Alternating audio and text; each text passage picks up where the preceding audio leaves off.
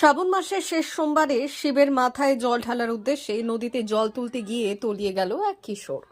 এই ঘটনাকে ঘিরে তীব্র চাঞ্চল্য ছড়িয়েছে পশ্চিম মেদিনীপুর জেলার গড়বেতায়।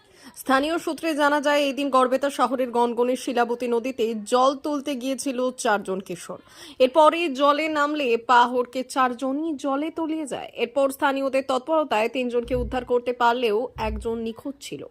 ওই নিখোঁজ কিশোরের নাম অমন কুমার প্রসাদ, বয়স আনুমানিক 11 বছর। এই ঘটনার খবর পেয়ে ঘটনাস্থলে পৌঁছয় গড়বেতা থানার পুলিশ। পাশাপাশি উদ্ধার কাজের জন্য নামানো হয় ডুবুরি। অন্যদিকে এই ঘটনাকে ঘিরে ব্যাপক চাঞ্চল্য ছড়িয়েছে গোটা এলাকা জুড়ে। যদিও রাত পর্যন্ত তল্লাশি চালিয়েও আমন কুমারের দেহ উদ্ধার করতে পারেনি ডুবুরিরা।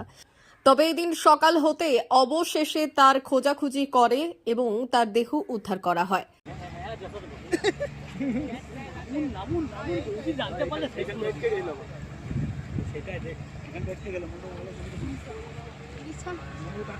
খারাপ কথা বলেছি কি?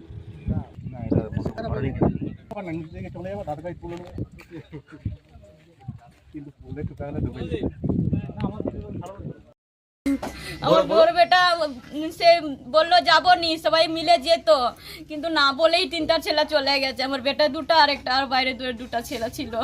কোথায় যাচ্ছিল? সেখানে কোনি নহাতে গেছে আর জল আনতে যায় তো এখানে ঢালতো। আচ্ছা, ওই আজকে ওই 7টার সময় বেরিয়েছে, 7টার সময়ই বেরিয়েছে। আমার বেটাকে তাড়াতাড়ি খুঁজে দিন। ওই যে ওইখানে সবাই মিলে যখন চান করছিল তখন আমার ভাই একটু যে গেছে, তারপর আমরা সবাই যখন চান করতে গেছি তখন এই তো এখান থেকে এতটুকু একটা ঘাস কাদা ছিল, ঘাস কাদাটাতে পাঁক বালি না চড়া বালি ছিল। যখন ওইখানটাতে পা দিয়েছে তখন একটা পা বিজলে গেছে, আর এমন তো ছিল মানে সবচেয়ে হালকা। ওকে আবার জলের টানটাই আর কী করবে খুঁজে পায়নি। তারপর যখন আজকা হয়েছে তখন সবাই মিলে যখন ওকে ধরতে গেছে, তখন আমি, আমার একটা বন্ধু, আর আমি আর আমার বন্ধু আর আমার ভাই আর আমার 2টা বন্ধু ছিল, আমরাও ঢুকে গেছি জলটায়। তো ওরা নিয়ে আমাদের পাড়ায় ঢালতাম।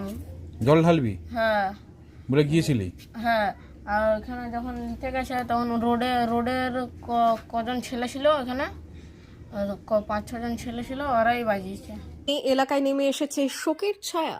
দুই নিউজ গড়বেতা।